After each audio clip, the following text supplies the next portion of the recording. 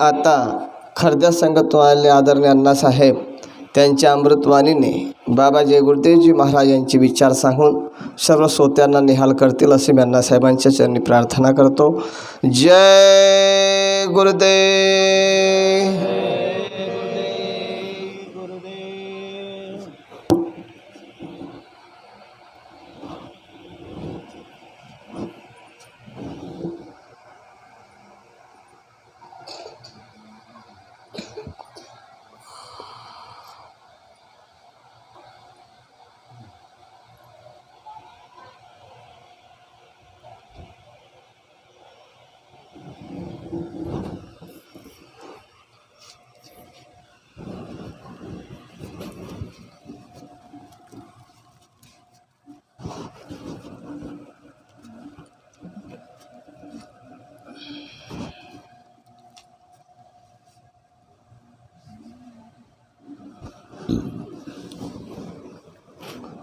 जय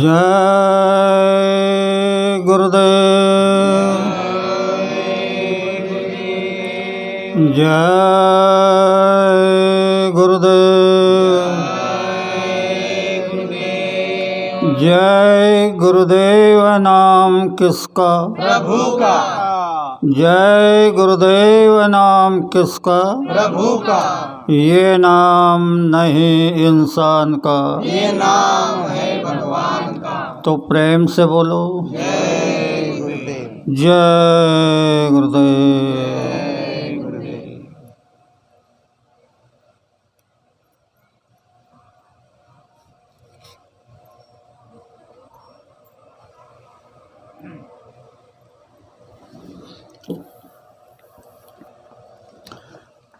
सबसे पहले योग परिवर्तक परम संत बाबा जय गुरुदेव जी महाराज, इनके चरणों में शतकोटि प्रणाम करता हूँ.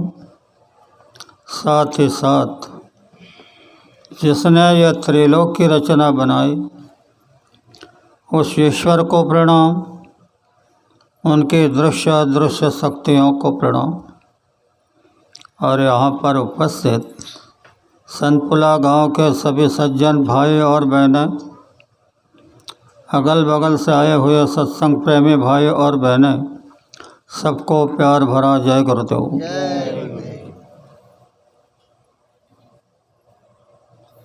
प्रेमी भाइयों, कार्यक्रम का निमित्त आप सुन चुके हैं. आज का मानव समाज इतना उलझन में आया है कि क्या करे क्या ना करे. इतने संप्रदाय इस धरती पर हो गए हैं जिनका कोई अंदाज़ा नहीं. कोई कुछ कह रहा है, कोई कुछ कह रहा है, पर कोई भी भगवान का दर्शन नहीं करा रहा है. तो मैं आपसे विनम्र प्रार्थना करता हूँ कि थोड़े समय के लिए आप ध्यान दे करके सुने. यह जो बहन ने अपना शरीर छोड़ा, जिसे तुम मृत्यु घोषित करते हो, यह समय सबको आने वाला है. सबको यहाँ से इस शरीर को छोड़ना है. तुम्हारी जीवात्मा को 4 शरीरों में बंद करके रखा है. जैसे डिब्बी में डिब्बी, डिब्बी में डिब्बी, डिब्बी में डिब्बी, ऐसी 4 डिब्बियों में बंद कर रखा है. उससे ये आखिरी शरीर जो होता है, ये स्थूल शरीर होता है. यह होता है 5 तत्वों का: जल, पृथ्वी, वायु, अग्नि और आकाश. यहाँ जो भी आता है, चाहे अवतारी शक्ति आ जाए, चाहे महात्मा आ जाए, चाहे संत आ जाए, चाहे परम संत आ जाए, उनको यही शरीर लेकर के आना पड़ता. अपने शरीर में वो आ नहीं सकते. अपने शरीर में आएंगे तो तुम वो पहचानोगे नहीं और उनकी भाषा को समझोगे नहीं. इसलिए मानव शरीर लेकर के आते हैं। और जब वो यहाँ से जाते हैं तो पहले ये स्थूल शरीर उतारा जाता है। हम उसे मृत्यु घोषित कर देते हैं कि मर गया। जैसे ये बहन ने शरीर छोड़ा, और इसके बाद में हमारे भारत के धार्मिक रिवाजों के अनुसार वह जो आत्मा है वह 11 दिन तक उसी कुटी के अगल बगल में रहती है। आत्मा नहीं जाती, यह शरीर जाता है। हिंदू होते हैं जला देते हैं, इस्लाम होते हैं गाड़ देते हैं, अपने अपने हिसाब से करते हैं। तो हिंदू रस्म रिवाज के अनुसार 10वें दिन 10 विधि क्रियाएँ करते हैं पंडित जी। तो उसका रहस्य समझो। वहाँ नदी पर वो थोड़ा चावल पकाते हैं और उसके छोटे छोटे 10 पिंड बनाते हैं और एक लंबा पिंड बनाते हैं। लंबे पिंड के 3 भाग करते हैं और 3 भागों में ये 10 पिंड जो है वो ऐसे मिला देते हैं, ऐसे नहीं, ऐसे। फिर 3 गोले बन जाते हैं। वो नदी में फेंकने लगाते हैं, ऐसे नहीं फेंकते, ऐसे फेंकते हैं, यानी उल्टा रास्ता है तो उल्टे फेंकते हैं। तो इसका रहस्य सुनो। जब जीव स्थूल शरीर छोड़ता है तो वह लिंग शरीर में बंद रहता है, उधर नहीं जाता। लिंग शरीर में बंद होता है। यह लिंग शरीर होता है 17 तत्वों का। इसमें 10 इंद्रियाँ, अंतःकरण की 4 शक्ति, मन, चित्त, बुद्धि, अहंकार और 3 गुण, ऐसे 17 तत्वों का शरीर होता है। तो पंडित जी 10 इंद्रियों के 10 पिंड बनाते हैं, वो छोटे छोटे। और 3 गुणों के जो एक माया होती है, माया जिसे स्थूल माया कहते हैं, उस माया का एक लंबा पिंड बनाते हैं। और माया त्रिगुणात्मक होती है, इसलिए उसके 3 भाग करते हैं। और ये 10 इंद्रियाँ यानी 10 पिंड उसमें मिला देते हैं। तो इसकी भावना ऐसी है कि यह करने से हमारी माता पिता भाई बहन जो भी हो वह लिंग शरीर से मुक्त हो जाए। क्योंकि लिंग शरीर जो होता है वो भोग योनियाँ होती है, उसमें कर्म के भोग भुगाए जाते हैं। उनका पेट जो होता है तो इतना बड़ा होता है, मुंह होता है सुई के नोक के बराबर, धारा अपने धागा पोरते हैं ना, इतना। और उनका आहार होता है सुगंध। जो तुम खाते हो पीते हो वो आहार नहीं होता, इसलिए तुम उनको आगारी डालते हो, वो आगारी का सुगंध उनको मिलता है। तो पूरा सुगंध न मिलने के कारण वह चिड़चिड़ा बन जाता है और अपने ही परिवार में किसी के माथे पर बैठ कर के वह बकबक करने लग जाता है। हम कहते हैं इसकी तबीयत खराब हो गई। डॉक्टर के पास जाते हैं, कई इलाज करते हैं, मरीज में कोई लाभ नहीं। फिर कोई कहता है कि तुम पंडितों के पास जाओ। तो पंडितों के पास जाते हैं। पंडित कहते हैं आप नासिक जाओ, नाग बलि करा लो। नासिक बाद जा कर के 20-25 हज़ार रुपया खर्च करके नाग बलि करा करके आते हैं, कोई लाभ नहीं। फिर कोई कहता है कि देखो भाई मांत्रिकों के पास जाओ, तो मांत्रिकों के पास जाते हैं। मांत्रिक कहते हैं कि तुमको अपनी शांति के लिए 2 बकरे काटना पड़ेगा। ये बेचैन हुआ हुआ इंसान कहता है कि ठीक है 2 बकरे काट देंगे, तो 2 बकरे भी काट देते हैं, कोई लाभ नहीं। ये सारा खेल आप स्वयं खेल रहे हो, पर ये किसी को नहीं पूछते हैं कि ये क्या बात है। तो इसके लिए हमने एक रास्ता निकाला है जो आज तक किसी ने नहीं निकाला। बाबा जय गुरुदेव जी महाराज ने स्टेज से बताया था कि अगर तुमसे किसी के लिए कुछ गलती हो गई हो तो उसके रहते हुए माफ़ी मांग लो। ये आगे बताऊंगा आपको, पहले ये बात को समझ लो। तो आपके घर में ये चिड़चिड़ापन होने से आप परेशान हो जाते हैं, कहीं इलाज नहीं होता है, फिर बाद में आप परेशान होकर के इस बात को छोड़ देते हैं। अगर आपने उससे माफ़ी मांग लिया होता, परिवार में के जो भी तुम्हारे पिता है माता है, तो तुमको ये तकलीफ़ नहीं होती।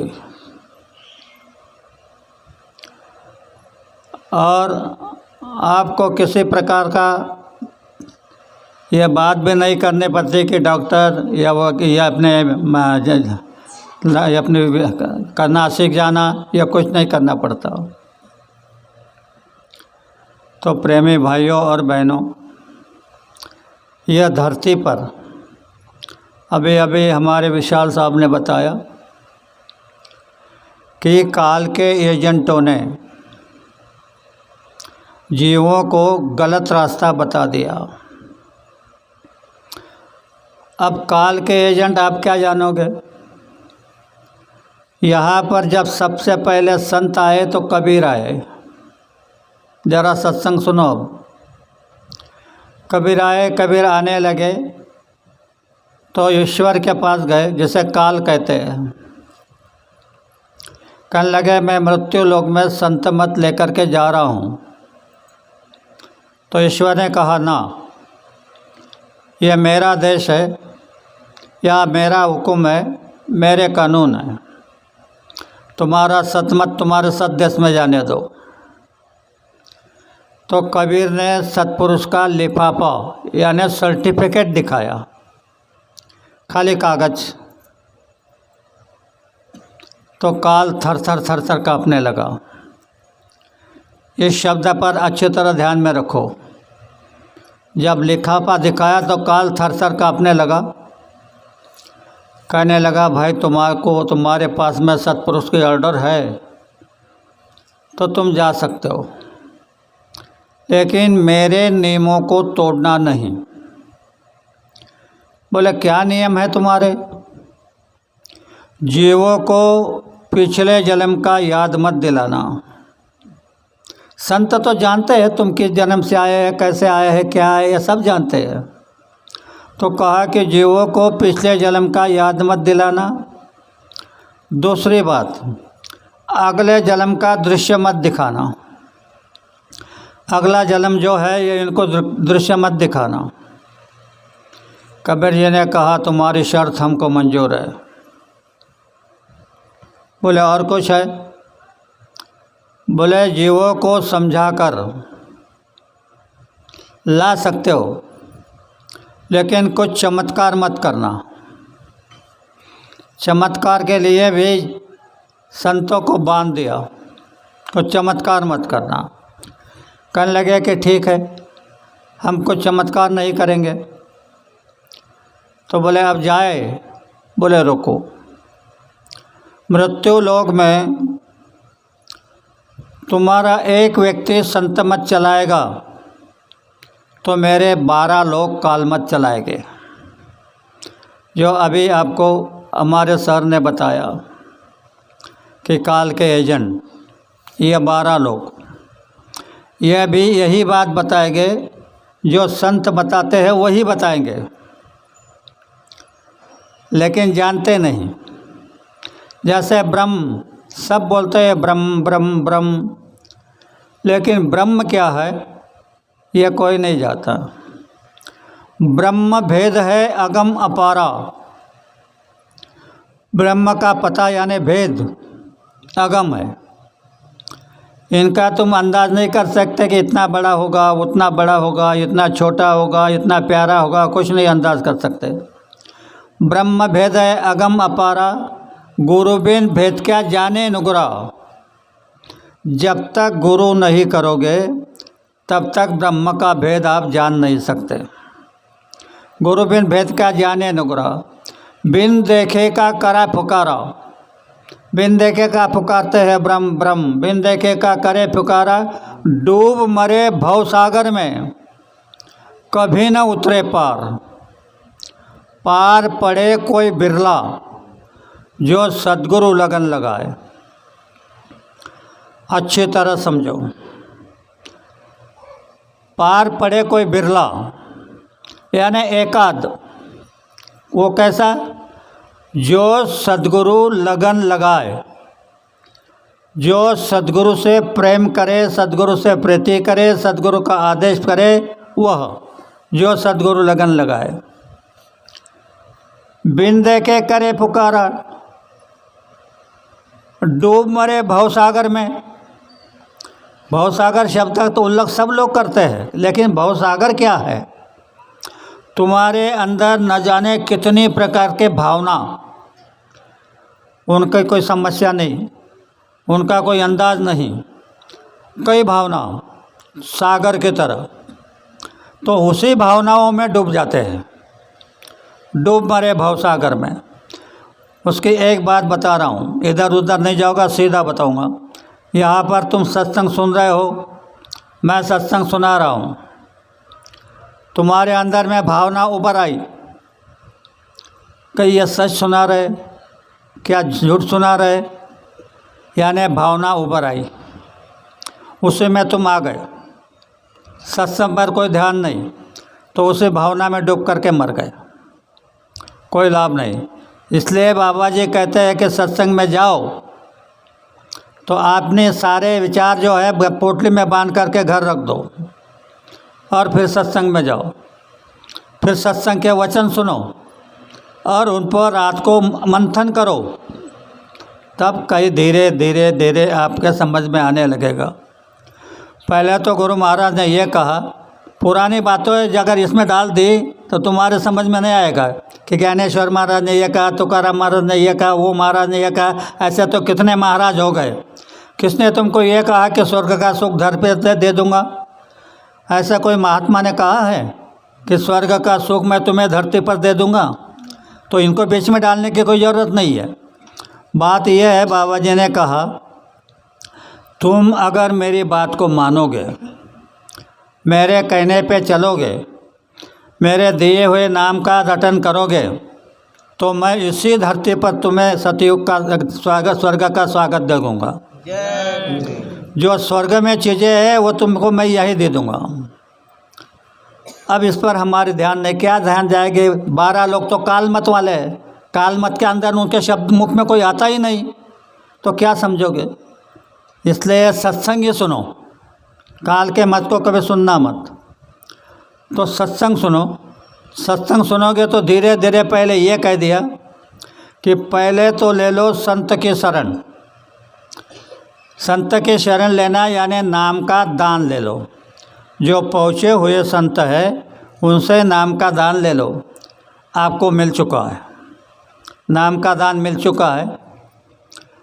फिर करो साध संग। फिर जो साधक है उसका संग करो। ऐसे साधक गुरु महाराज ने पूरे हिंदुस्तान के अंदर नहीं, लेकिन विश्व के अंदर में फैला करके रखे हैं, जो तुम्हें मदद कर सके। पर तुम उसके पास जाते नहीं, उसको पूछते नहीं, उस पर विश्वास नहीं करते, तो करापिकर साध संग। और फिर तीसरा कहा कि फिर सुनो सत्संग। वो तुम में कूट कूट के एक एक शब्दों का अर्थ बताएंगे, फिर सत्संग तुम्हारे समझ में आएगा। और जब सत्संग समझ में आ जाएगा तो धीरे धीरे धीरे धीरे तुम्हारी साधना बनने लगेगी। यह है एक सीधा रास्ता। हम लोग न जाने क्या क्या करते हैं। अब एक बात बताता हूँ जिसको आप अपने आप समझना। कितने युगों से हम लोग पूजा पाठ व्रत यज्ञ जाप ताप सब कुछ कर रहे हैं। इतने उसमें मिल गए कि उसको छोड़ने को तैयार नहीं। इतना करने के बाद हमको क्या मिला? आज मानव जाति को यह उपवास व्रत तप पूजा पाठ मंदिर मस्जिद जाने से क्या मिला? आप इसको नहीं जानते होंगे तो मैं बताता हूँ। इसके बाद ये मिला कि हमारे अंदर शांति खत्म हो गई। हमारे परिवार का दुख बढ़ गया, परिवार का सुख खत्म हो गया। हमने बेईमानी को अपना लिया, अच्छाई को छोड़ दिया। और आज हमारे बच्चे व्यभिचार में पड़ गए, निर्लज्ज हो गए। हमारी इज्जत का मिट्टी पलोद हो रहा है। पहले अगर गांव में एक स्थिति हो जाती थी तो सारा गांव कहता था ऐसे कैसे हो गया, ऐसे कैसे हो गया। आज तो सर्रास बच्चा और बच्ची निकल जा रही है। कोई पता नहीं कि माँ बाप ने हमारे लिए कितने कष्ट उठाए, उनकी इज्जत को मिट्टी पलोद कर रहे हैं। तो इसके ऊपर हमारे विशाल सर ने एक छोटा सा सेंटेंस बनाया है, ज़रा सुन लो।